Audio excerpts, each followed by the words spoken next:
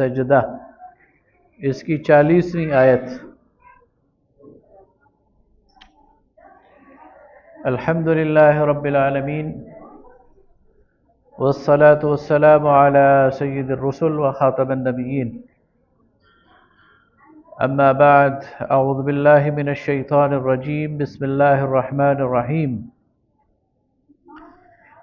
ان الذين يلحدون في آياتنا لا يخفون علينا افمن يلقى في النار خير ام من يأتي آمنا يوم القيامة اعملوا ما شئتم انه بما تعملون بصير، صدق اللہ العظیم۔ اللهم صل على سيدنا ومولانا محمد وعلى آل سيدنا ومولانا محمد وبارك وسلم ثم صل علیہ۔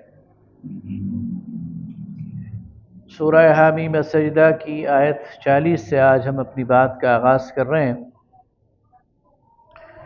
اور اس آیت میں اللہ رب العالمین ملحدین کو براہ راست خطاب کر رہے ہیں۔ الحاد، ملحد کون ہوتا ہے؟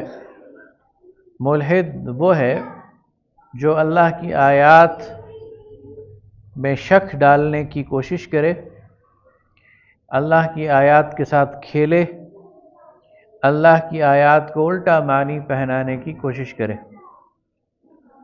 قرآن سے پتہ چلتا ہے کہ یہ کوششیں ہر دور میں ہر نبی کی مقابلے میں لوگوں نے کی ہیں، لہذا ملحد جو ہوتا ہے وہ ہر دور میں ایسے کچھ لوگ ہوتے ہیں، شیطان کے اولیاء، شیطان کے چیلے۔ اور قرآن پاک میں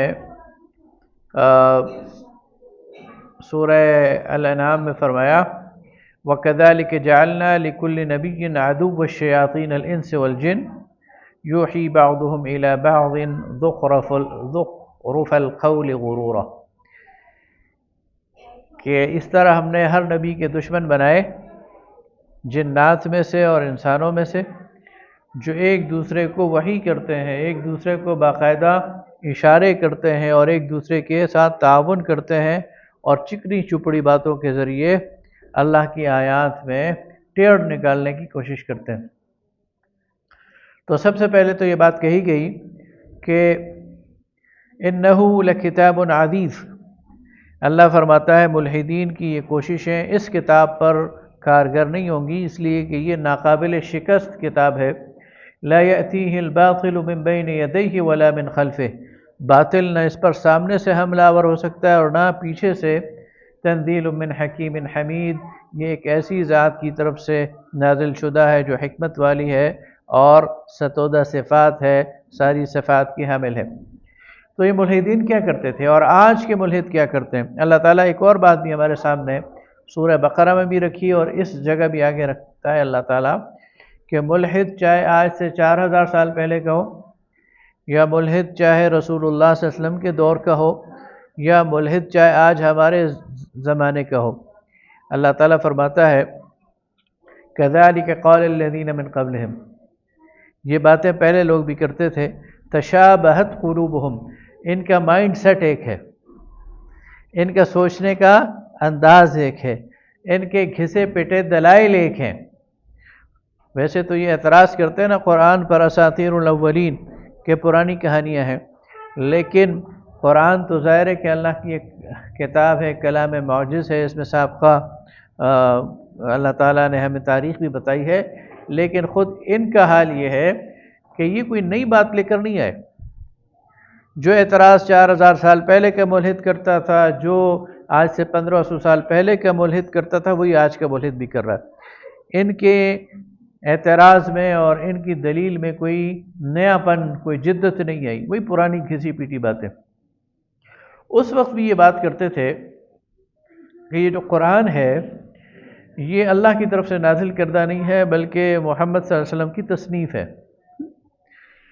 تو جب ان سے کہا جاتا تھا کہ محمد صلی اللہ علیہ وسلم تو تمہارے درمیان 40 سال سے رہے، اور تمہیں اچھی طرح معلوم ہے کہ وہ تو نہ پڑھنا جانتے نہ لکھنا جانتے، تو کہتے تھے نہیں اسے کسی نے پڑھایا ہے، اسے کسی نے سکھایا ہے، اور پھر کچھ لوگوں کے نام لیتے تھے، مثلا زید بن نوفل یا نوفیل کا نام لیتے تھے۔ یہ حضرت عمر رضی اللہ تعالیٰ عنہ کے چچا تھے، اور یہ زمانہ جاہلیت میں ان کا انتقال ہو گیا تھا، لیکن توحید پر، یہ شرک سے بیزار تھے اور کلم کلا اپنے بتوں پر تنقید کرتے تھے۔ تو کچھ لوگ کہتے ہیں کہ نبی صلی اللہ علیہ وسلم نے یہ توحید کا آئیڈیا ان سے لیا، یہ مستشرقین اور منکرین کہتے ہیں، حالانکہ وہ بعثت سے بہت پہلے انتقال کر گئے تھے، اور نبی صلی اللہ علیہ وسلم نے ان کے انتقال کے کئی برس بعد یہ بات کہنا شروع کر دی۔ تو اور دوسری بات یہ ہے کہ زید، یہ بات تو ٹھیک ہے کہ وہ توحید پر قائم تھے، لیکن ان سے کسی کلام کا کوئی ثبوت نہیں ملتا، یعنی اگر اس کا کوئی کلام ہوتا تو پھر مشہور ہوتا، لیکن اس طرح کا کوئی کلام، اس کا ثبوت نہیں ملتا۔ شرک کا تو وہ انکار کر رہے تھے، لیکن اللہ کی ذات کا تعارف ان کے پاس نہیں تھا، اور یہ معلوم نہیں تھا کہ اللہ کی صفات کیا ہے، اور اگر ہوتی تو بیان کرتے اور وہ موجود ہوتی، لیکن ایسی بات ان سے موجود نہیں۔ دوسرا نام وہ ورقہ بن نوفل کا لیتے، ورقہ بن نوفل کا لیتے ہیں۔ ورقہ بن نوفل حضرت خدیجہ رضی اللہ تعالی عنہ کے رشتہ دار تھے، اور ایک عالم تھے، عیسائی کتابوں کے اور جو یہود کی کتابوں کے ماہر تھے، اور ان کا انہوں نے عربی ترجمہ کیا تھا۔ اور جب نبی صلی اللہ علیہ وسلم پر پہلی وحی نازل ہوئی ہے تو پھر نبی صلی اللہ علیہ وسلم نے ان سے ملاقات بھی کی ہے، لیکن وہ تو رسول اللہ صلی اللہ علیہ وسلم کی بعثت کے فوراً بعد انتقال کر گئے، یعنی جس سال نبی صلی اللہ علیہ وسلم پر وحی اتری ہے اسی سال چند ماہ کے فاصلے سے ان کا انتقال ہو گیا، اور نبی صلی اللہ علیہ وسلم کی ان سے کوئی ملاقات ثابت ہی نہیں ہے سوائے ایک کے۔ اور اس کے علاوہ ورقہ بن نوفل کا بھی کوئی کلام عرب میں مشہور نہیں ہے، اس کی کوئی شاعری عرب میں مشہور نہیں ہے، کوئی ایسی چیز ڈاکومنٹڈ نہیں ہے کہ جو پہلے سے موجود ہو اور آپ کہیں کہ یہ چیز وہ لے کے آئے۔ پھر وہ ایک نام لیتے ہیں امرؤ القیس کا۔ امرؤ القیس جو ہے یہ عرب کا مشہور شاعر تھا، اور اس کی جو شاعری ہے یہ تو زبان زد عام تھی، بڑا یعنی وائرل شاعر تھا، یعنی عرب کے جتنے میلے ٹھیلے ہوتے تھے، جتنے شادی بیاہ کی رسمیں ہوتی تھیں، جتنے بھی ان کے پروگرامات ہوتے تھے، تو اس قسم کی شاعری اس میں سنائی جاتی تھی، تو اس کی شاعری بالکل پبلک تھی، عام تھی، اور اس کی شاعری میں ایسی کوئی چیز نہیں ہے جو نبی صلی اللہ علیہ وسلم نے اس سے لی ہو، اور اس کی وفات نبی صلی اللہ علیہ وسلم کی پیدائش سے بھی 30-40 سال پہلے کی ہے۔ 540 عیسوی میں اس کی وفات ہوئی ہے، اور نبی صلی اللہ علیہ وسلم 570 عیسوی 71 عیسوی میں پیدا ہوئے ہیں، تو یہ تو کوئی امکان ہی نہیں ہے کہ نبی صلی اللہ علیہ وسلم نے اس سے کوئی ملاقات کی ہو۔ تو یہ ساری باتیں یہ مستشرقین ڈھونڈ ڈھونڈ کر لاتے تھے، قرآن پر اعتراض اس وقت بھی کرتے تھے اور آج بھی کرتے ہیں۔ اور آج ان کا جو امام ہے نا، جس کو میں کہتا ہوں نا کہ شیطان اور انسان مل کر، اور شیاطین جن و انس، یہ قرآن کے خلاف مورچہ لگائے ہوئے ہیں، تو آج ان کا جو امام ہے وہ سینٹ کلیئر ڈسٹل ہے، سینٹ کلیئر ڈسٹل۔ یہ ایک پادری تھا، مشنری تھا، اور اس نے اسی قسم کی چیزیں لکھی دی اوریجنل سورسز آف دی قرآن کے حوالے سے، اور اس میں اس نے کچھ امرؤ القیس اور یہ زید بن نفیل اور ورقہ بن نوفل کے حوالے سے کہا کہ یہ قرآن ہو سکتا ہے کہ ان کا کلام اس میں موجود ہو، لیکن پھر خود ہی لکھتا ہے، یعنی وہ بال اتنے اگرچہ مستشرق تھا، اگرچہ اورینٹیلسٹ تھا، لیکن تھا ایماندار آدمی، تو اس نے لکھا اپنی کتاب میں کہ یہ ساری باتیں سنی سنائی ہیں، اور ان میں سے کسی بات کو کوئی بات پائے ثبوت تک نہیں پہنچی، ان میں سے کوئی بات بھی ثابت نہیں ہے تاریخی طور پر، یہ ساری کہانیاں ہیں، ان میں سے کسی بات کو ہم ثابت نہیں کر سکتے، بلکہ وہ یہ کہتا ہے کہ جن چیزوں کو، یعنی بطور استشہاد اس نے جو کلام پیش کیا امرؤ القیس کا، پھر وہ خود کہتا ہے کہ اس میں اتنے بلنڈرز ہیں کہ اس کا کلام نہیں ہو سکتا جس کو قرآن کے مقابلے میں وہ پیش کرتے ہیں۔ کہنے کا مطلب یہ ہے کہ آج کے ملحدین جو سوشل میڈیا پہ بیٹھ کر قرآن کے خلاف بات کرتے ہیں اور قرآن پر جو ہے وہ اعتراض کرتے ہیں اور یہ کہتے ہیں کہ یہ نبی صلی اللہ علیہ وسلم نے خود تصنیف کیا ہے یا آپ نے کسی سے سیکھا ہے، ان کے پاس کوئی دلیل نہیں ہے، جھوٹ بولتے ہیں، ڈیٹا ڈسٹارٹ کرتے ہیں، ڈیٹا ڈسٹورشن کرتے ہیں، باتوں کو خلط ملط کرتے ہیں اور لوگوں کو کنفیوز کرنے کی کوشش کرتے ہیں، اور وجہ صرف یہ ہے کہ شیطان نے انہیں اس کام پر لگایا ہوا ہے۔ لیکن الحمدللہ قرآن پاک اللہ تعالیٰ کی واضح کتاب ہے، اور اللہ تعالیٰ فرماتا ہے کہ لا یأتیہ الباطل من بین یدیہ ولا من خلفہ، باطل نہ اس پر سامنے سے حملہ آور ہو سکتا ہے نہ پیچھے سے۔ اچھا، یہ ایک اور حرکت بھی کرتے ہیں۔ ابھی پچھلے 4-5 سال پہلے تیونس کی ایک لڑکی تھی، اس نے قرآن کے مقابلے میں ایک اپنی سورہ کرونا اس کو سوشل میڈیا پہ ڈال دیا کہ دیکھو جس طرح قرآن کی آیات ہیں، یعنی تک بندی، پیروڈی جسے ہم کہتے ہیں نا۔ یہ آپ نے دیکھا ہوگا کہ سوشل میڈیا پر احمد فراز بڑا مشہور ہے، احمد فراز کی شعر تو اپنے جو ہیں سو ہیں، لوگوں نے اپنے شعر بھی اس کے نام کر دیے ہیں، اور ہر ایک فراز کے نام سے شعر کہتا ہے اور لوگ سمجھتے ہیں شاید احمد فراز ہے۔ یہ اسی طرح اقبال یا غالب کے شعروں کے طرز پر تک بندی، یہ تو ہر دور میں لوگ کرتے رہے، تو یہ تک بندی تو ان سے بہت اچھی مسلمہ کذاب کرتا تھا۔ وہ کہتا تھا الفیل ملفیل وما ادراک ملفیل، اس طرح کی بہت ساری باتیں کرتا تھا۔ جب قرآن کہتا ہے کہ قرآن جیسی کتاب لے آؤ تو اس کا مطلب یہ نہیں ہوتا کہ کوئی تک بندی کر کے اور کوئی پیروڈی کر کے اس طرح کی قافیہ ردیف ملا کر کوئی چیز لے آؤ، یہ قرآن کا مقصد نہیں ہے۔ بلکہ قرآن کا مقصد یہ ہے کہ قرآن کا جو پیغام ہے، قرآن کے اندر جو حکمت ہے، قرآن کے اندر جو وزڈم ہے، قرآن کے اندر جو شریعت ہے، قرآن کے اندر جو اخلاق ہے، قرآن کے اندر جو ماورائے طبیعات حقائق ہیں، جو اسرار ہیں، قرآن کے اندر جو علم الغیب ہے، قرآن کے اندر جو انسانی نفسیات کو سامنے رکھ کر شریعت دی گئی ہے، اس جیسی کوئی کتاب لے کے آؤ۔ یہ الٹے لٹک سکتے ہیں لیکن اس جیسی کوئی کتاب نہیں لے کے آ سکتے، لیکن صرف یہ کر سکتے ہیں کہ شک ڈالیں، تو اس شک سے نکلنے کا بہترین طریقہ قرآن ہی ہے۔ اللہ تعالیٰ نبی کریم صلی اللہ علیہ وسلم کو فرماتے ہیں وَجَاهِدْهُمْ بِهِ جِهَادًا كَبِيرًا، اے نبی صلی اللہ علیہ وسلم اس قرآن ہی کے ذریعے آپ ان کا مقابلہ کریں۔ لہذا قرآن کے ساتھ ہم دیکھیں، یہ جو الحاد ہے نا، بعض اوقات میں بھی بڑا سوچتا ہوں کہ یہ بڑی تیزی سے پھیل رہا ہے اور ہمارے نوجوانوں کے دل میں شکوک و شبہات پیدا ہوتے ہیں، خود مجھے اپنے حوالے سے، اپنے بچوں کے حوالے سے، اپنی نئی نسل کے حوالے سے، تو یہ اطمینان ہوتا ہے کہ اگر یہ قرآن سے جڑ جائیں گے نا اور قرآن کو پڑھیں گے اور قرآن کی روشنی میں اور قرآن کے سائے میں زندگی گزاریں گے تو انشاءاللہ ان پر الحاد پھر حملہ آور نہیں ہو سکتا، پھر ان کا کچھ بھی نہیں بگاڑ سکتا۔ ہاں قرآن سے دور ہوں گے تو پھر کوئی بھی شک انہیں لے جائے گا۔ لہذا اللہ تعالیٰ فرماتا ہے ان الذین یلحدون فی آیاتنا لا یخفون علینا، جو لوگ ہماری آیات میں نئے معنی نکالتے ہیں، ٹیڑھے معنی نکالتے ہیں، الحاد کا ذریعہ بنتے ہیں، چاہے جس دور کے بھی ہوں، وہ ہم سے چھپے ہوئے نہیں ہیں۔ تو کیا جس کو ہم آگ میں ڈالیں وہ بہتر ہے یا جو قیامت کے دن امن سے ہو؟ تو جو اللہ کی آیات میں ٹیڑھے معنی ڈالے گا اس کا ٹھکانہ تو پھر جہنم ہے، اور اللہ تعالیٰ اس کو چھوڑے گا نہیں۔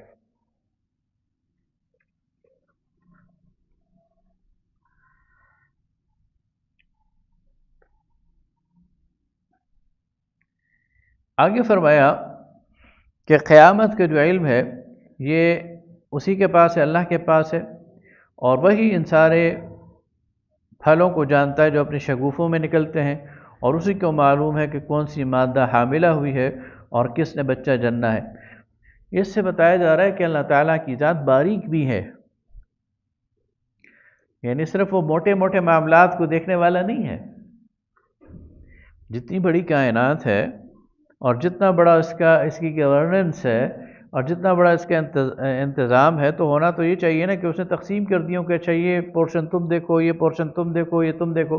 ہم اسی طرح کرتے ہیں نا، جتنی بڑی آرگنائزیشن ہوتی ہے، جو سربراہ ہوتا ہے وہ تو صرف اوورسی کر رہا ہوتا ہے، پھر اس کے نیچے چھوٹے چھوٹے سربراہ ہوتے ہیں جن کا اپنا اپنا ڈپارٹمنٹ ہوتا ہے، پھر ان کے نیچے بھی چھوٹے چھوٹے اور ڈپارٹمنٹ ہوتے ہیں، اور پھر کوئی سپروائزر ہوتا ہے اور کوئی ہرکارہ ہوتا ہے، کوئی کام کر رہا ہوتا ہے۔ اللہ فرماتا ہے میں ساری کائنات کو براہ راست خود سپروائز کر رہا ہوں، اور اتنی مائنیوٹ ڈیٹیل سے کر رہا ہوں کہ پھول کے اندر، یہ جو درختوں کے اندر جو پھلوں کے شگوفے ہیں نا، ان پر بھی میری نظر ہے اور میرے پاس ریکارڈڈ ہے۔ اور کوئی بھی مادہ وہ کوئی حمل اس کو ٹھہرتا ہے نا تو اس کا بھی مجھے علم ہے۔ وہ انسان کی بات نہیں کر رہا، جانور ہیں یا حشرات ہیں یا جو بھی ہے، تو اس طرح کی تو کتنی مخلوقات ہیں، ان سب کے حوالے سے اللہ فرماتا ہے کہ ان کے رحم میں جو کچھ ہے اس پہ بھی میری نظر ہے اور میرے پاس، یعنی وہ باریک بین ذات ہے جو اتنی باریک بینی سے اس پورے کائنات کو کنٹرول کر رہی ہے اور دیکھ رہی ہے۔ آگے فرمایا کہ قیامت کے دن ان کے معبود ان سے گم ہو جائیں گے، جزارے تلاش کر رہے ہوں گے۔ جس نے جس کے سامنے سجدہ کیا ہوگا قیامت کے دن تلاش کرے گا کہ بھئی آج مجھے بچائے، تو وہ انہیں نظر نہیں آئیں گے، اور پھر جو ہے وہ اس وقت یہ خسارے میں ہوں گے۔ آگے فرمایا انسان بھلائی مانگتے نہیں تھکتا، اور جب اسے کوئی مصیبت آتی ہے تو مایوس ہو جاتا ہے۔ یہ انسان کی نفسیات ہے کہ انسان جب اس پہ اچھی کیفیت ہوتی ہے تو خوش ہوتا ہے، اتراتا ہے، اور جب اس پر کوئی مصیبت آتی ہے تو اللہ سے مایوس ہو جاتا ہے۔ فرمایا کہ مومن ایسا نہیں ہے، مومن خوشی میں شکر ادا کرتا ہے اور غمی میں اور مصیبت میں صبر کی کیفیت ہوتی ہے اس کی۔ پھر فرمایا جب اچھا وقت آتا ہے تو کہتا ہے کہ میں تو اسی کا مستحق تھا، یہ تو مجھے ملنا چاہیے، یہ تو میرا استحقاق ہے، اور قیامت قائم نہیں ہوگی، اور اگر ہوگی بھی تو مجھے اچھا ہی ملے گا۔ یعنی اس غلط فہمی میں ہوتا ہے یہ جو مترفین ہوتے ہیں نا، مالدار لوگ، سرمایہ دار لوگ، وہ کہتے ہیں اگر اللہ ہے بھی، اول تو ہے ہی نہیں، اول تو قیامت ہے ہی نہیں، اگر ہے بھی تو اس نے مجھے دنیا میں بھی تو اچھا رکھا ہے نا، تو قیامت میں بھی اچھا رکھ لے گا۔ وہ سمجھتا ہے یہ میرا کوئی فطری اور پیدائشی حق ہے کہ اس نے مجھے دنیا میں بہت کچھ دیا تو وہاں بھی دے گا۔ آگے فرمایا کہ انسان خوشحالی میں منہ موڑتا ہے، اتراتا ہے، اور جب مصیبت اس پہ آتی ہے تو لمبی لمبی دعائیں مانگتا ہے۔ اس لیے کہا گیا، سکھایا گیا کہ جو یہ چاہے کہ مصیبت میں اس کی دعا فوراً قبول ہو، اسے راحت میں اور خوشی میں بھی دعا نہیں چھوڑنی چاہیے۔ جو عافیت میں اور راحت میں دعا کو اپنے لیے لازم کر لیتا ہے، اللہ تعالیٰ مصیبت میں اس کو فوراً اس سے نکالتا ہے، لیکن عموماً انسان راحت میں اللہ کو بھول جاتا ہے، اسے یاد ہی نہیں رہتا، اور جب اس پہ مصیبت آتی ہے تو پھر تھوڑا دلا ہو جاتا ہے اور پھر لمبی لمبی دعائیں کرتا ہے، اور وہ جو تھوڑی سی مصیبت ہے وہ بھی اسے پہاڑ نظر آتی ہے۔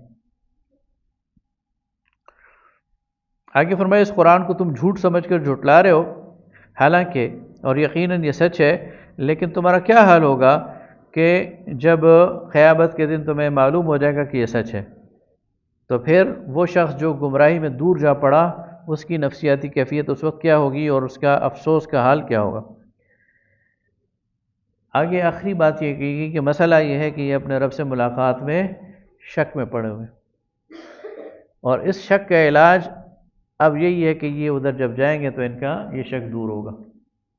شک کا علاج پھر حکیم لقمان کے پاس بھی نہیں، اس لیے شک میں نہ پڑو۔ آگے سورہ شورا ہے، یہ بھی مکی صورت ہے، سورہ حامیم السجدہ کے قریب زمانے میں نازل ہوئی ہے۔ یہاں بتایا گیا کہ نبی صلی اللہ علیہ وسلم ایک انسان ہے، نبی انسان ہی ہوتا ہے، اللہ کی طرف سے اسے وحی ملتی ہے، لیکن اس کا مطلب یہ نہیں ہے کہ اسے خدائی اختیارات بھی حاصل ہو گئے ہیں۔ اسے اتنے ہی اختیارات ہیں جو اللہ نے دیے ہیں، اسے اتنا ہی علم ہے جو اللہ نے دیا ہے، وہ ایک انسان ہے اور اس کا کام تم تک پیغام پہنچانا ہے۔ اگلی بات یہ کی گئی کہ سارے انسان جو ہیں پیدائشی طور پر راست رو نہیں ہوتے، مطلب یہ نہیں ہے کہ اللہ تعالیٰ نے ہر ایک کو ہدایت دینی ہے، ہدایت اسی کو ملے گی جو اس کی طلب کرے گا۔ اللہ تعالیٰ نے انسان کو اختیار دیا، اس اختیار کو استعمال کرتے ہوئے کوئی نیکی کا راستہ اختیار کرتا ہے، اللہ اس کے لیے نیکی کا راستہ آسان کر دے گا، اور اس اختیار کو استعمال کرتے ہوئے کوئی برائی کا راستہ اختیار کرے گا تو اللہ تعالیٰ اسے برائی آسان کر دے۔ اِنَّا هَدَيْنَاهُ السَّبِيلَ إِمَّا شَاكِرًا وَإِمَّا كَفُورًا، ہم نے اسے راستہ بتا دیا، اب اس کی مرضی ہے شکر گزار بنے یا ناشکرہ بنے۔ اللہ تعالیٰ کسی کو زبردستی یعنی ہدایت نہیں دیا کرتا، اور یہی وہ امتحان ہے کہ رب کی رحمت کو حاصل کون کرتا ہے یا اس کی جستجو کون کرتا ہے۔ آگے فرمایا کہ جو محمد صلی اللہ علیہ وسلم نے تمہیں دین دیا ہے، اس کی بنیاد کیا ہے؟ اس کی بنیاد یہ ہے کہ یہ دین پہلی بات تو یہ کہ یہ دین نیا دین نہیں ہے، پہلے بھی یہ بات گزر چکی ہے، یہ تمام انبیاء کا دین ہے، نوح علیہ السلام کا دین ہے، ابراہیم علیہ السلام کا دین ہے، عیسیٰ اور موسیٰ علیہ السلام کا دین ہے۔ تو یہ دین جو نبی صلی اللہ علیہ وسلم تمہیں بتا رہے ہیں یہ اللہ کا ہمیشہ سے دین رہا ہے۔ دوسری بات یہ ہے کہ اللہ کائنات کا خالق ہے تو اسی کا حق ہے کہ وہ قانون دے، وہ شریعت دے، لہذا اس نے تمہارے لیے اس دین کو پسند کر لیا۔ آگے فرمایا کہ شرع لکم من الدین ما وصی بہ نوحا، اللہ نے اس دین کو تمہارے لیے طریقہ زندگی بنا دیا، اور تمہارا فریضہ کیا ہے؟ ان اقیم الدین، کہ اس دین کو قائم کرو، اقامت دین۔ پہلی بات تو کل ہم بحث کر چکے ہیں دین پر، کہ دین کیا ہے۔ دین کا مطلب ہے نظام زندگی، اور اس میں شریعت بھی آ گئی، زندگی گزارنے کا طریقہ۔ اب اللہ فرماتا ہے کہ زندگی گزارنے کا یہ جو طریقہ میں نے تمہیں دیا ہے اسے تم نے اس دنیا میں قائم کرنا ہے۔ ہر نبی اس لیے آئے کہ اللہ نے جو انہیں زندگی گزارنے کا طریقہ دیا تھا اسے قائم کریں، اور تم نے بھی اللہ کے اس دین کو قائم کرنا ہے۔ اچھا، جب اللہ کے دین کو قائم کرنے کی بات کی جائے گی نا تو معاشرے میں کشمکش شروع ہو جائے گی۔ یہ اصل لڑائی ہے، اس لڑائی کو سمجھیں ذرا۔ اگر بات صرف یہ ہونا کہ میں بھی نماز پڑھتا ہوں تم بھی بتوں کی پوجا کرو، میں زکوٰۃ دیتا ہوں تم بے شک نہ دو، میں حج کرتا ہوں تم بے شک نہ کرو، تو اس دین سے کوئی بھی لڑائی نہیں لے گا، وہ کہے گا بس ٹھیک ہے آپ اپنا کام کرو ہم اپنا کام کرتے ہیں۔ لیکن جب آپ کہیں گے کہ نہیں اس دنیا میں زندگی گزارنی ہے تو اس دین کے مطابق گزارو، اور تمہاری پسند اور ناپسند اس دین کے تابع ہونی چاہیے، اور تمہارے انفرادی اور اجتماعی مسائل اس دین کے تابع ہونے چاہیے، تو لڑائی شروع ہو جاتی ہے، کشمکش شروع ہو جاتی ہے۔ اس لیے کہ پھر وہ باطل قوتیں جتنی ہیں جو خدا کے مقابلے میں خدائی کی دعوے دار ہیں، وہ ان کو اپنی خدائی کا وہ پڑ جاتا ہے، فکر پڑ جاتی ہے کہ ہم کہاں جائیں گے، اور وہ پھر اپنی فوجوں کو، اپنے شیطانوں کو، اپنے انسانوں کو ساتھ ملا کر مزاحمت کرتے ہیں۔ تو جس معاشرے میں انبیاء نے کام کیا تو اقامت دین کی بات کی، اور اسی کی وجہ سے معاشرے میں لڑائی پڑ گئی، اور اس لڑائی کے نتیجے میں بالآخر اللہ تعالیٰ نے یا تو اس بستی کو ملیہ میٹ کر دیا، یا اپنے نبی کو غالب کر دیا، جس طرح کہ محمد رسول اللہ صلی اللہ علیہ وسلم کو، اور دین کو قائم کر دیا۔ تو فرمایا کہ اس دین کو اللہ نے بھیجا اس لیے کہ اس کو قائم کرو۔ یہ دین غالب ہونے کے لیے آیا، مغلوب ہونے کے لیے نہیں ہے، پیچھے چلنے کے لیے نہیں ہے۔ ایسا نہیں ہے کہ اللہ کا دین موجود رہے اور نظام دنیا میں غالب رہیں، یہ تصور نہیں ہے۔ اللہ کا دین ہے تو یہی غالب رہے گا، اس کے مقابلے میں کسی اور کا جھنڈا یہ بلند نہیں ہونا چاہیے۔ یہ وہ لڑائی ہے جو کہ اس کو سمجھنا چاہیے، اور اس کے لیے فرمایا کہ اللہ نے انبیاء کو اس لیے بھیجا۔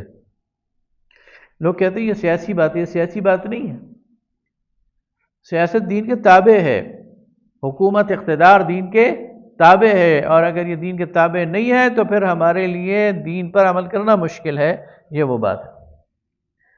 آگے فرمایا کہ آپس کے معاملات مشورے سے حل کرو، امرہم شورا بینہم۔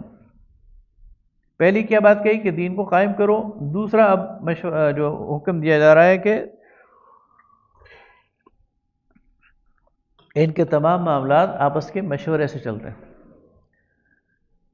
یہ مسلمانوں کو ایک اجتماعی طور پر ایک اخلاقی اصول بتایا جا رہا ہے کہ مسلمانوں کی زندگی وہ مشاورت کے پیٹرن پہ چلے گی، اور مسلمانوں کے تمام معاملات مشورے سے چلیں گے۔ آپ یہاں تک اندازہ لگائیں، سورہ بقرہ میں فرمایا کہ بچے کے دودھ چھڑانا ہے نا، تو اس پہ بھی مشورہ کرو۔ تو جو مشورہ ہے یہ پسندیدہ ہے، چاہے وہ معاملہ نجی ہو، چاہے وہ معاملہ کاروباری ہو، چاہے وہ معاملہ معاشرتی ہو، چاہے وہ معاملہ سیاسی ہو، اور خاص طور پر مسلمانوں کے جو اجتماعی معاملات ہیں ان پر مشاورت یہ بڑی ضروری ہے۔ اگر کوئی شخص مسلمانوں کے اجتماعی معاملات ان میں مشورہ نہیں کرتا تو دو میں سے ایک بات ہے۔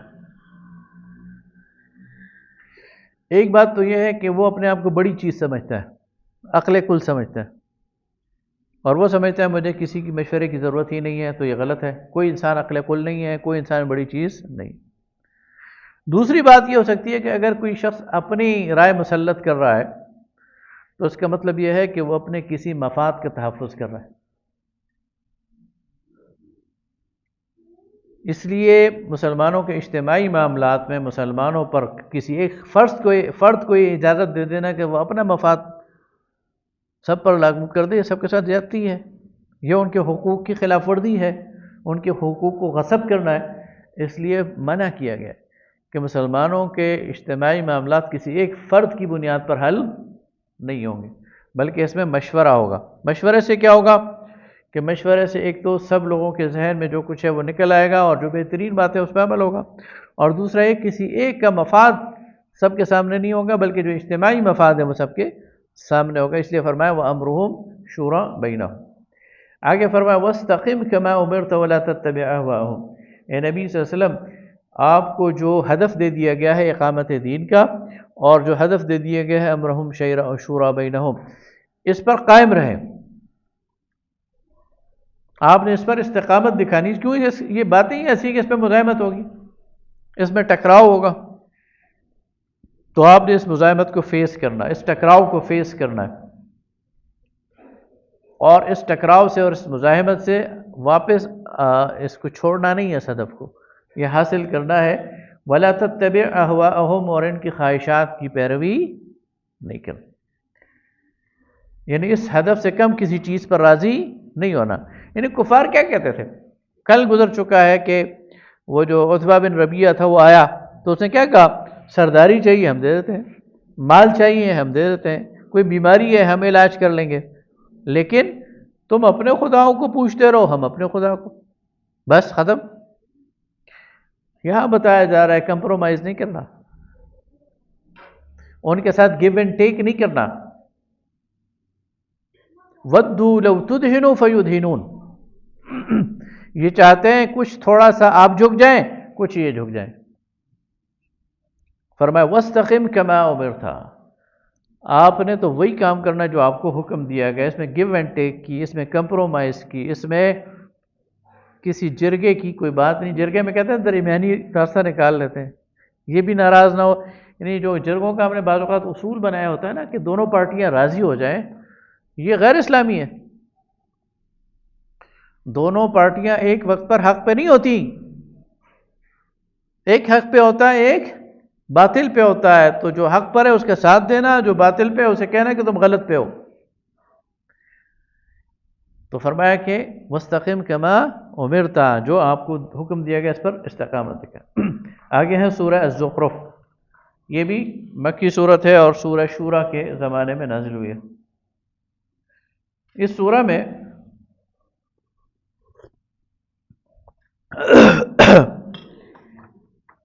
پورے زور کے ساتھ قریش اور اہل عرب کے جاہلانہ عقائد اور اوہام کی تردید کی ہے۔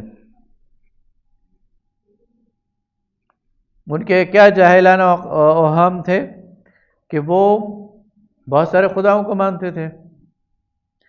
اچھا، صرف خدا مرد یعنی میل اور وہ نہیں تھے، مرد نہیں بلکہ عورتوں کو بھی، انثیٰ کو بھی خدا بنایا ہوا تھا۔ اللہ کے لیے فرشتوں کو خدا کی بیٹیاں بنایا ہوا تھا، اور ہر ایک کے لیے ایک ڈپارٹمنٹ تھا، یہ بارش برساتا ہے، یہ برساتی ہے، یہ اولاد دیتا ہے، یہ دیتی ہے، یہ جو ہے وہ بلاؤں سے روکتی ہے، یہ بیماریوں سے روکتی ہے، تو اس طرح کے۔ اور اسی بنیاد پر انہوں نے اپنے حلال اور حرام کے جو سارے قصے ہیں وہ شروع کیے ہوئے تھے۔ تو فرمایا کہ یہ ساری کی ساری چیزیں جو ہیں یہ غلط ہیں، اور پھر فرمایا کہ یہ سمجھتے ہیں کہ ان شرارتوں سے اللہ کے کلام کی تنزیل میں رکاوٹ ڈالیں گے۔ اللہ کا کلام مسلسل نازل ہو رہا تھا، اور جب بھی اللہ کا کلام نازل ہوتا ان کی کوئی نہ کوئی خرابی اس کو ایکسپوز کرتا، ان کے سوالوں کا جواب دیتا، ان کے اعتراضات کے جواب دیتا، اہل ایمان کے دلوں کو سکون اور قرار ملتا۔ قرآن کے نتیجے میں لوگ ایمان لا رہے تھے، یعنی قرآن اتنا زبردست ایک انسٹرومنٹ تھا، ٹول تھا، ہتھیار تھا کہ مشرکین مکہ سر جوڑ کر بیٹھ گئے کہ اس کا کیا حل کریں۔ حج کا زمانہ آیا تو انہوں نے کہا کہ لوگ قرآن سنیں گے تو لوگ تو ایمان لے آئیں گے، یہ تو ایسا مؤثر کلام ہے۔ تو انہوں نے مکہ کے راستے پر بندے بٹھا دیے، اور جو بھی آتا اسے کہتے ہیں کہ دیکھو ایک شخص ہے یہاں پر، وہ پاگل ہے، العیاذ باللہ سحر زدہ ہے، مجنوں ہے، تو اس کی بات نہ سننا ورنہ تم پر اثر ہو جائے گا۔ تو قبیلہ دوس کے ایک شخص تھے طفیل دوسی، وہ کہتے ہیں کہ میں جب مکہ میں داخل ہوا تو اسی طرح ایک بندے نے مجھے بریف کیا اور کہا کہ ایک شخص ہے، اگر اسے ملو گے تو وہ تو تمہیں بدراہ کر دے گا، گمراہ کر دے گا، تو بہتر یہ ہے کہ اس کی بات نہ سنو۔ تو یہ کہتے ہیں مجھ پر اس بریفنگ کا اتنا اثر ہوا کہ میں نے مکہ میں داخل ہونے سے پہلے کانوں میں روئیاں ڈال دی کہ کہیں دور سے بھی اس کی آواز مجھے نہ آئے۔ لیکن تھوڑی دور میں گیا تو اپنے آپ کو ملامت کرنے لگ گیا کہ میں کیسا بے وقوف آدمی ہوں، میں اچھا بھلا شاعر ہوں، کلام کے سارے اصناف جانتا ہوں، مجھے کون بے وقوف بنا سکتا ہے؟ تو میں نے نہ صرف یہ کہ وہ کانوں سے روئیاں نکالی، بلکہ مجھے شوق پیدا ہوا کہ میں ملاقات کروں۔ تو میں ڈھونڈتا نبی صلی اللہ علیہ وسلم کے پاس پہنچ گیا، اور میری آپ سے ملاقات ہوئی اور میں نے آپ کا کلام سنا تو میں اسلام لے آیا، مسلمان ہو گیا۔ تو وہ تدبیر ان پر الٹی پڑ گئی۔ وہ تو یہ چاہتے تھے نا کہ لوگ اس دعوت سے دور رہیں، لیکن لوگوں میں تجسس پیدا ہو گیا، اور وہ آتے تھے اور بات سنتے تھے اور جو ہے وہ مسلمان ہوتے جاتے تھے۔ تو فرمایا کہ ان کی جو رکاوٹ ہے نا کہ یہ وہی رک جائے، یہ وہی کے راستے میں رکاوٹ آ جائے، یہ لوگ سن نہ پائیں، یہ ساری تدبیریں اکارت جائیں گی اور یہ ضائع جائیں گی، اور اب ان کی کوئی تدبیر کام نہیں آئے گی۔ ان سے پہلے بھی انبیاء کی مخالفت کی جاتی رہی ہے، لیکن کبھی بھی اللہ کی تنزیل میں رکاوٹ نہیں ڈال سکے۔ اللہ نے جو کلام نازل کرنا ہوتا ہے وہ نازل کرتا ہے، اور جس کے نصیب میں ہوتا ہے وہ اس تک پہنچ بھی جاتا ہے۔ تو صحابہ کرام میں سے بے شمار ایسے ہیں کہ جو اس قرآن کو انہوں نے سنا۔ خود حضرت عمر رضی اللہ تعالیٰ عنہ کا واقعہ گزر چکا ہے سورہ طٰہٰ میں، کہ انہوں نے قرآن سنا، قرآن پڑھا اور ان کے اندر تبدیلی آ گئی۔ حضرت ابو ذر غفاری رضی اللہ تعالیٰ عنہ بتاتے ہیں کہ وہ تو بنی غفار کے تھے، یہ ڈاکوؤں کا قبیلہ تھا، اور وہ مکہ میں آئے اور انہوں نے یہ بات سنی تو نبی صلی اللہ علیہ وسلم سے ملاقات کی، قرآن سنا اور مسلمان ہو گئے۔ تو ان کے اندر تبدیلیاں یہ جو ہے اسی قرآن کے نتیجے میں آئی۔ اچھا، اب اللہ تعالیٰ ان کی ضمیر کو جھنجھوڑتا ہے کہ یہ خود مانتے ہیں کہ زمین و آسمان کا خالق اللہ ہے، لیکن اس کے بعد اس کے ساتھ بہت سارے دوسرے خداؤں کو مانتے ہیں اور ان کے قائل ہیں۔ بندوں کو اللہ کی اولاد قرار دیتے ہیں، فرشتوں کو اللہ کی بیٹیاں قرار دیتے ہیں، اور ان سے پوچھا جائے تو ہمارے پاس شرک کی دلیل کیا ہے؟ کیا تمہارے پاس کوئی فرشتہ آیا ہے؟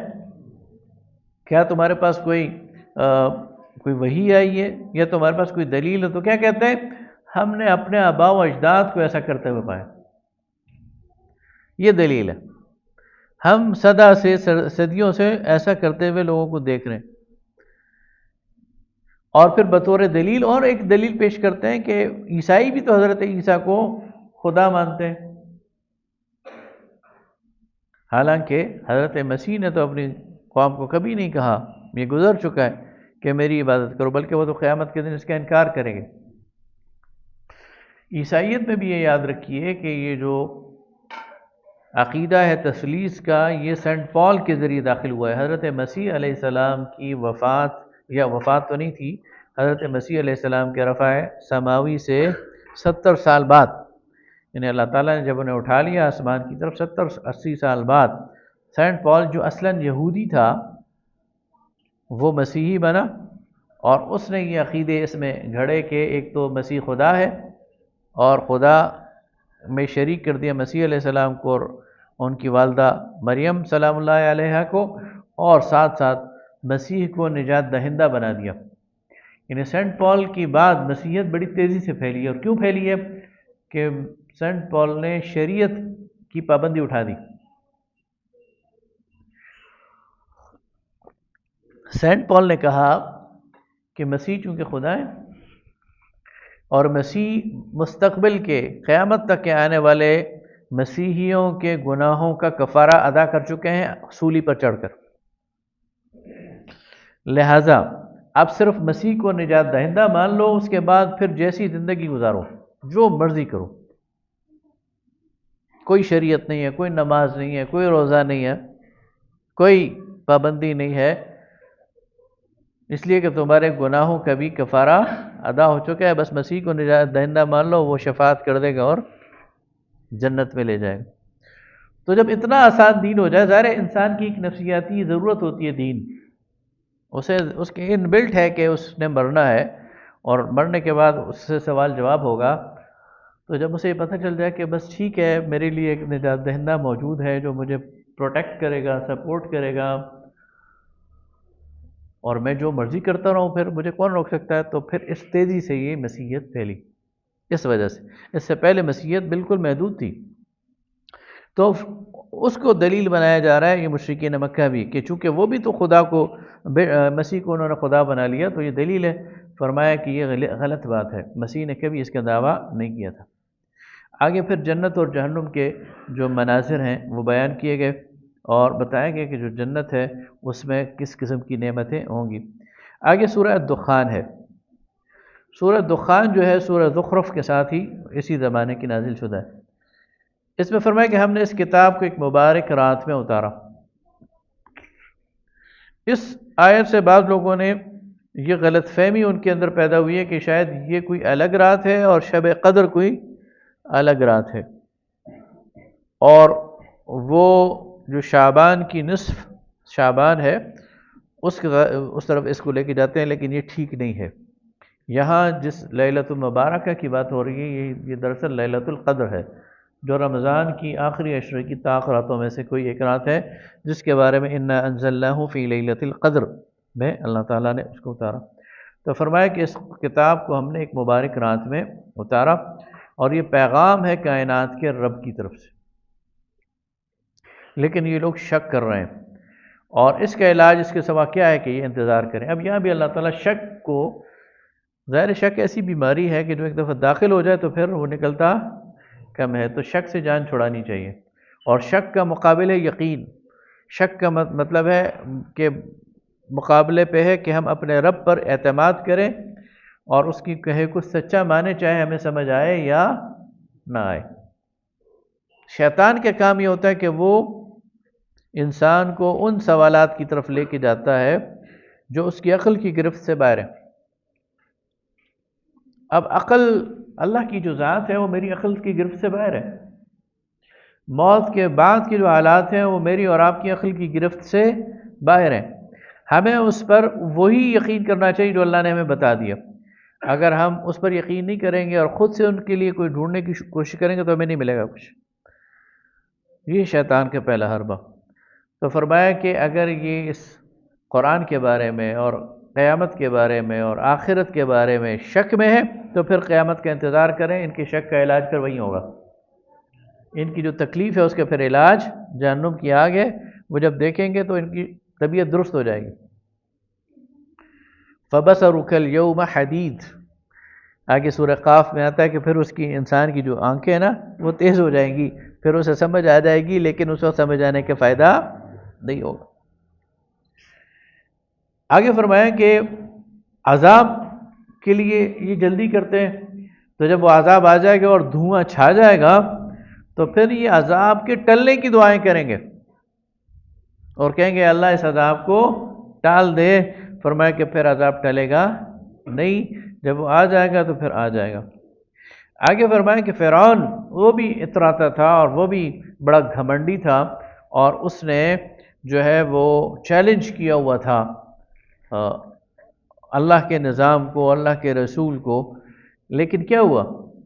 جب وہ غرق ہوا، وہ فرعون جو ذی الاوتاد تھا، لشکروں والا فرعون، اور وہ فرعون جس کے نیچے ایک پوری تہذیب تھی اور اس کے پاس خزانے تھے اور اس کے انڈر کمانڈ لوگ تھے، ظاہر سارے کے سارے تو غرق نہیں ہوئے نا، فرعون کا لشکر غرق ہوا، فرعون غرق ہوا، اس کی جو باغات ہیں وہ رہ گئے، اس کے خزانے رہ گئے، اس کے پیچھے اس کی رعایا رہ گئی۔ اللہ فرماتا ہے فما بکت علیہم السماء والارض، اتنی بڑی اس کی بادشاہت تھی اور اپنے آپ کو بادشاہ سمجھتا تھا، نہ زمین رویا، نہ زمین روئی، نہ آسمان، مخلوقات کیا روتے، یعنی اس کے جانے کے بعد کسی نے چوں بھی نہیں کی، کسی نے اس کو پلٹ کر یاد ہی نہیں کیا۔ آج بھی آپ دیکھیں نا، بڑے بڑے ڈکٹیٹرز ہوتے ہیں، مکے لہراتے ہیں، اور جب چلے جائیں تو اگلے دن کوئی نام لینے والا نہیں ہوتا۔ یہ پرویز مشرف کے دور ہم نے دیکھا ہے، اس کے اندر جو یعنی غرور تھا، تکبر تھا، اس طرح مکے لہرا کے کہتا تھا میرے مقابلے میں کون ہے، لیکن جب چلا گیا تو پھر اس کے لیے کوئی الفاظ، اچھے الفاظ بولنے والا بھی نہیں تھا۔ شاید دعا اور فاتحہ، یعنی سینٹ میں قرارداد آئی کہ اس کے لیے فاتحہ، تو لوگ کھڑے ہو گئے کہ اس کے لیے ہم نے فاتحہ نہیں پڑھنی، اور سینٹ نے نہیں پڑھی،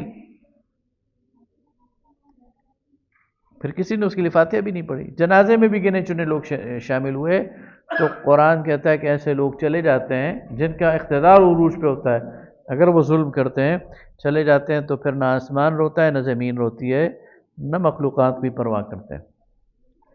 اسی طرح فرعون کے ساتھ ہوا۔ آگے فرمایا کہ ہم نے یہ کائنات جو ہے کھیل تماشے کے لیے نہیں بنائی۔ آگے فرمایا کہ یہ جو سردار ہے نا، سردار لیڈرز، یہ جب پکڑے جائیں گے تو انہیں زنجیروں سے جکڑا جائے گا، اور پھر ان کے سروں پر کھولتا ہوا پانی ڈالا جائے گا، ثم صبوا فوق رأسهم من عذاب الحمیم، ان کے سروں پر کھولتا ہوا پانی ڈالا جائے گا، اور آخر کیا کہا جائے گا، ذق انک انت العزیز الکریم، مزہ چکھو، دنیا کے اندر تم بڑے بادشاہ بنتے تھے، بڑے عزت دار بنتے تھے، تم نے لوگوں کی گردنوں پر مسلط ہو کر ان کا جینا حرام کر دیا تھا، آج عذاب چکھو، آج تمہارے لیے یہ وہی بدلہ ہے جو تم چکا رہے ہو تم۔ آگے سورہ الجاثیہ ہے، یہ بھی سورہ دخان کے زمانے کی مکی صورت ہے۔ کلام کا جو آغاز ہے وہ توحید کے دلائل سے کیا گیا ہے، اور کہا گیا ہے کہ ان آیات کا انکار کرنے والوں کے لیے تباہی ہے، اور پھر فرمایا کہ یہ اللہ کی آیات کا مذاق اڑاتے ہیں، اللہ کی قدرتوں کا بیان، پھر کہ کس طرح اس نے زمین و آسمان کو بنایا، کسی طرح اس نے چاند ستاروں کو مسخر کیا، کس طرح اس نے تمہارے لیے دنیا کی زندگی کو مزین کیا، تمہارے لیے تمہاری ضرورتیں پوری کی، تو وہ اللہ جو ہے وہ تمہارا رب ہے۔ اہل ایمان کو کہا گیا کہ کفار کے انکار اور تمسخر کو نظر انداز کرو۔ مکہ میں مسلمان بعض اوقات بڑی آڈ سچویشن میں آ جاتے تھے، کفار کھلم کھلا اللہ کے خلاف جو ہے وہ اللہ کا مذاق اڑاتے تھے، اللہ کے کلام کا مذاق اڑاتے تھے، اور تمسخر کرتے تھے، استہزاء کرتے تھے، بعض اوقات گالم گلوچ پر اتر آتے تھے، تو مسلمانوں کے لیے ظاہر ہے کہ یہ برداشت کرنا مشکل تھا، اور مسلمان اس وقت کوئی ریئیکٹ کرتے تو پھر مسلمانوں کا وہاں جینا اور مشکل ہو جاتا۔ ظاہر ہے کہ سارے کمزور لوگ تھے یا نوجوان تھے، تو وہاں اہل ایمان کو کہا جا رہا ہے کہ صبر سے اور حوصلے سے ان چیزوں کو نظر انداز کرو، ان محفلوں سے ہٹ جاؤ جس میں اللہ تعالیٰ کے خلاف کوئی بات ہو رہی ہو۔ دو جگہ قرآن میں یہ پہلے حکم آ چکا ہے کہ جس مجلس میں اللہ کا مذاق اڑایا جا رہا ہو، اللہ کے رسول کا مذاق اڑایا جا رہا ہو مکہ کے اندر، تو اس مجلس سے ہٹ جاؤ، اور اگر بھول جاؤ تو جب یاد آئے تو وہاں سے ہٹ جاؤ، اگر نہیں ہٹو گے تو پھر تم ان میں شامل ہو جاؤ گے، خدا نہ خواستہ اللہ کا کوئی عذاب آ جائے گا تو تم اس کا شکار ہو جاؤ گے۔ تو یہاں انہیں کہا جا رہا ہے کہ تم اس سے یعنی پریشان نہ ہو، اللہ ان کو نبٹ لے گا، اللہ تعالیٰ ایک وقت لے آئے گا کہ تم غالب ہو جاؤ گے، تو پھر جو ہے وہ یہ ایسی حرکتیں نہیں کریں گے۔ تو یہ تھا اس دور کے لیے جب مسلمان کمزور تھے، یا یہ ہے ان معاشروں کے لیے جہاں مسلمان اقلیت میں ہے اور کمزور ہیں۔ جہاں تک مسلمانوں کا وہ معاشرہ جہاں اسلامی حکومت ہو، وہاں اگر کوئی شخص کھلم کھلا اللہ کی یا اس کے رسول کی توہین کرے گا تو اس پر قانون نافذ ہوگا، اور اس کے لیے باقاعدہ قانون موجود ہے شریعت میں۔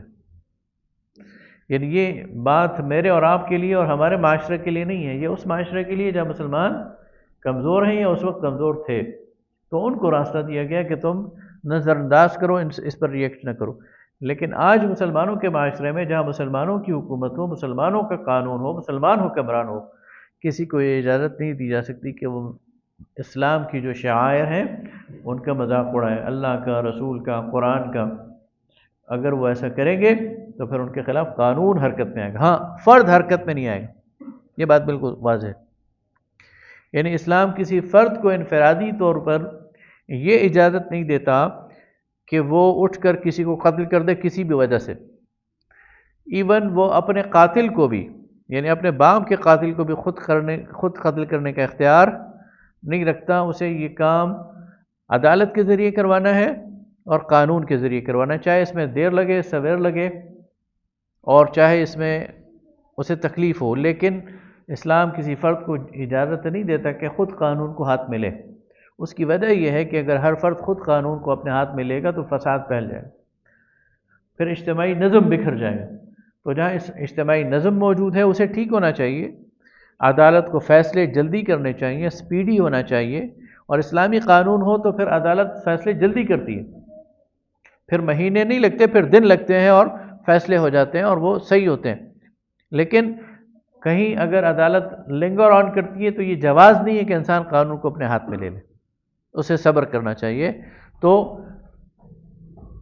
یہ بات ہوئی کہ جہاں اسلامی معاشرے میں کوئی توہین کا مرتکب ہوگا تو توہین کی سزا وہ موجود ہے، توہین رسالت کی سزا وہ موت ہے، اور یہ خود رسول اللہ صلی اللہ علیہ وسلم اور پھر صحابہ کرام کے دور سے ہے، ٹھیک ہے۔ اور اس کے علاوہ جو باقی توہینیں ہیں ان کی بھی اس طرح کی سزائیں موجود ہیں۔ آگے فرمایا کہ خواہشات نفس کو الہ بنانے والا، ارأیت من اتخذ الہہ ہوا، اے نبی صلی اللہ علیہ وسلم آپ نے دیکھا اس شخص کو جس نے اپنی خواہش کو اپنا الہ بنا لیا۔ خواہش کو الہ بنانے کا مطلب یہ ہے کہ وہ خواہشات کی پیروی شروع کر دے، جو اس کے جی میں آئے وہ کرے۔ تو یہ جو ہے یہ انسان تباہی کے راستے پہ چل پڑتا ہے، یہ خواہشات اسے پھر کہیں کا نہیں چھوڑتی۔ اسلام خواہشات کو کنٹرول کرنے اور سدھانے اور سیدھے راستے پر لانے کا نام ہے، خواہشات کو مارنے کا نام نہیں ہے۔ یہ یاد رکھیے، اسلام خواہش کو مارتا نہیں ہے بلکہ خواہش کو کنٹرول کر کے سیدھے راستے کی طرف لے کے آتا ہے۔ انسان کی جبلت میں ہے کہ اسے بھوک لگتی ہے، تو بھوک کو ختم کرنا یہ اسلام کا مقصد نہیں ہے، لیکن رزق حلال اور رزق حرام میں فرق اسلام نے سکھایا ہے۔ اسی طرح یہ رمضان میں کس وقت میں کھانا ہے کس وقت میں نہیں کھانا یہ سکھایا ہے۔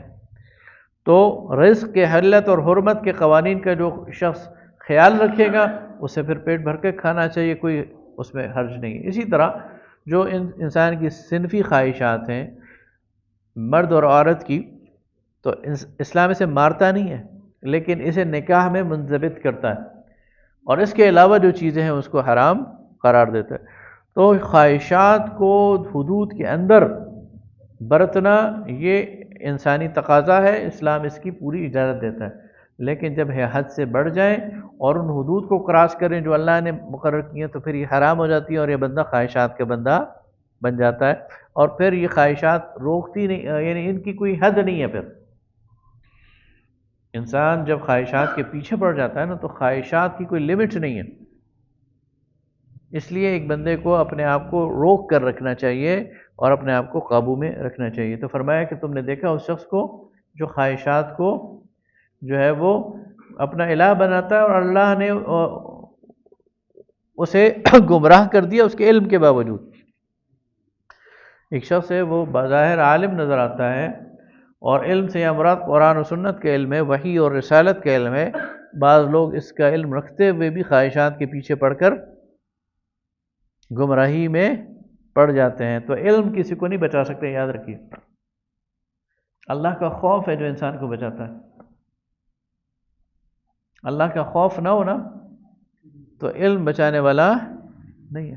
اس لیے ایسے علم سے پناہ مانگنی چاہیے اللہ کی، اور اللہ کے خوف کی طلب کرنی چاہیے کہ اللہ تعالیٰ کا خوف انسان کے دل میں آ جائے. آگے ملحدین کی پھر بات ہوئی، وَقَالُوا مَا هِيَ إِلَّا حَيَاتُنَا الدُّنْيَا نَمُوتُ وَنَحْيَا وَمَا يُهْلِكُنَا إِلَّا الدَّهْرُ، کہ ہماری جو زندگی ہے وہ یہی زندگی ہے، اسی میں ہم مرتے ہیں، اسی میں ہم جئیں گے، اور دہر یعنی زمانہ ہی ہمیں ہلاک کرتا ہے. زمانہ ہمارا خدا ہے، زمانے کی وجہ سے، گردش ایام کی وجہ سے ہم آئے ہیں، گردش ایام میں ہی فنا ہو جائیں گے. اس کے علاوہ کوئی خدا نہیں ہے، اور جو مزہ ہے یہاں کا ہے، جو تکلیف ہے یہاں کی ہے. اس کے علاوہ نہ کوئی مزہ ہے نہ کوئی تکلیف ہے. دہریہ ملحد یہ اس کی سوچ ہے. قرآن پاک اس کو ٹارگٹ کرتا ہے، یہ سوچ غلط ہے.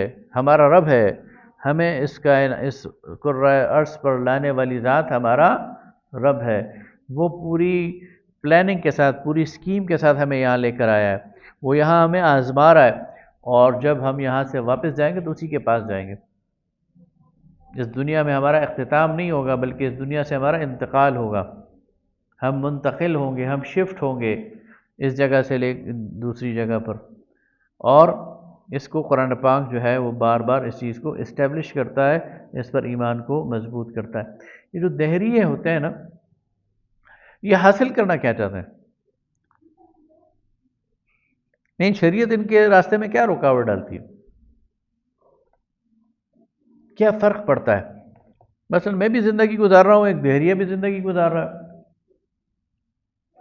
دہریہ چاہتا کیا ہے؟ دہریہ اصل میں خواہشات کی اتباع چاہتا ہے کہ بلا روک ٹوک میں جو چاہوں مجھے ملے. بابر بعیش کوش کیا عالم دوبارہ نیست. زندگی میں عیشی کرو، دوبارہ زندگی نہیں ملنے والی. وہ اصل میں چاہتے ہیں کہ ہم نے دوبارہ تو زندہ ہونا نہیں ہے، تو جو مرضی آئے کریں، جو ہاتھ آئے اس سے استفادہ کریں. نہ حقوق و فرائض کا کوئی خیال ہو، اور نہ حلال اور حرام کا کوئی خیال ہو. اپنے فائدے کی بات کریں، کسی دوسرے کے فائدے کی ہمیں سوچنے کی ضرورت ہی نہیں ہے. یہ سوچ غلط ہے. اور جو بندہ آخرت کے احتساب کے حوالے سے بات کرتے تو وہ پھر ایک ایک قدم پھونک پھونک کر رکھتا ہے. وہ ایک ایک قدم اٹھاتے ہوئے سوچتا ہے میرا رب اس بارے میں مجھ سے کیا پوچھے گا، کیا یہ ٹھیک ہے یا غلط ہے. پیسہ کماتے ہوئے ایک ایک پائی کے بارے میں سوچتا ہے، اس لیے کہ اسے وہاں پر جواب دینا ہے. تو یہ جب وہاں جائے گا تو یہ بڑا سہولت سے ہوگا، جواب دے دے گا، یا وہ اللہ معاف کر دے گا جو کمی کوتاہی ہوگی. اور جو دہریہ وہاں پہنچے گا تو وہ تو بالکل پاگلوں کی طرح، اس کے تو ہوش و حواس اڑ جائیں گے. اس کی جس چیز کی اسے توقع ہی نہیں تھی وہ اسے پیش آ جائے گی، تو وہ اس کے لیے حسرت اور یاس کا دن ہوگا. آگے فرمایا جو قیامت کے انکاری ہیں، یعنی یہ دہریے، قیامت پر میں ان پر ان کے اعمال کا جو راز ہے وہ کھول دیا جائے گا، اور انہیں بتایا جائے گا کہ تم اس دنیا میں جو کچھ کرتے ہو اس کا حال یہ ہے. وآخر دعوانا الحمد للہ رب العالمین.